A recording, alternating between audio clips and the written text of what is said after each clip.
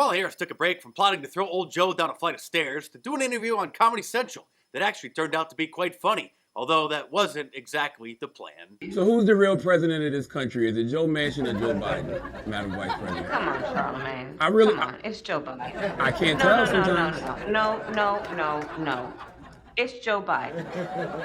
It's Joe Biden. And don't start talking like a Republican about asking whether or not he's president. It's Joe Biden. Do you think Joe Manchin is a problem? It's Joe Biden. And I'm vice president, and my name is Kamala Harris. Well, is she a little bit defensive? I'm speaking. Okay. Everyone knows that Joe Biden's not running the country. He couldn't even run a coffee machine, let alone hold a press conference without his staff giving him a list of approved reporters to call on so that he knows what questions they're going to ask so he can hopefully remember his rehearsed lines.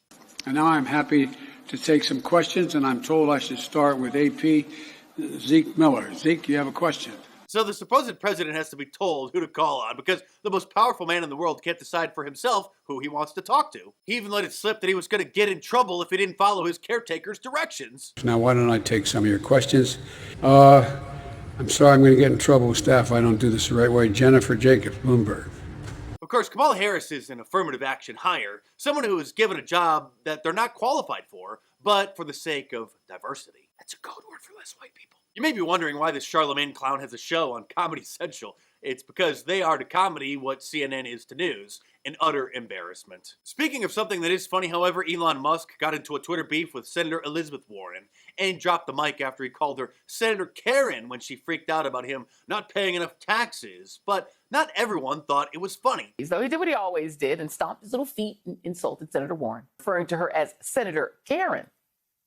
So for so many reasons, being a freeloader, and a selfish and disrespectful one, and for misappropriating black vernacular for misogynistic purposes, Elon Musk is the absolute worst. Appropriating black vernacular.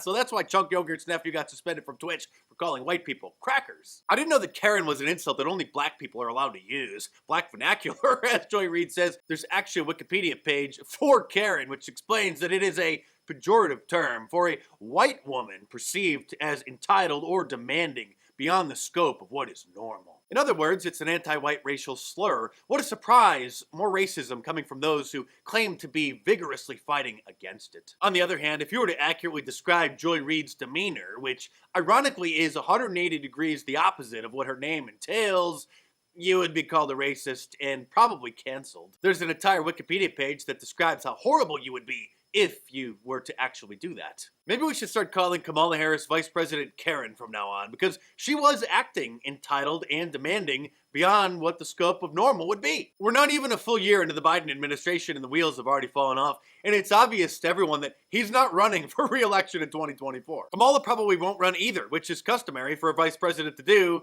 usually after their running mate has completed their second term. But old Joe will be lucky if he finishes this one. A ham sandwich would beat Kamala Harris if she was on the top of the ticket, and everybody knows it. I just hope that this doesn't mean that we're going to get visited from the demon of election past. You better not even think about it, witch. And we should probably start praying for old Joe's health. Let's go, Brandon! By the way, my t-shirt vendor told me that if you order your Let's Go Brandon shirt or F Joe Biden shirt or anything from my online store today, you could still probably get it in time for Christmas. You got to pay for super rush shipping or something, and I forget how much it is, but it's on the website. And if you are that big of a slacker and still want to order something and hope to get it in time to give to somebody for Christmas, I've extended the Slacker promo code for another couple days, which will save you 20% off of anything. But if there's a delivery bottleneck or a snowstorm and it doesn't come on time, don't blame me. I'm not Amazon Prime. So head on over to marktest.com or click the link in the description below, enter the promo code SLACKER at the checkout to save 20%, and check them out.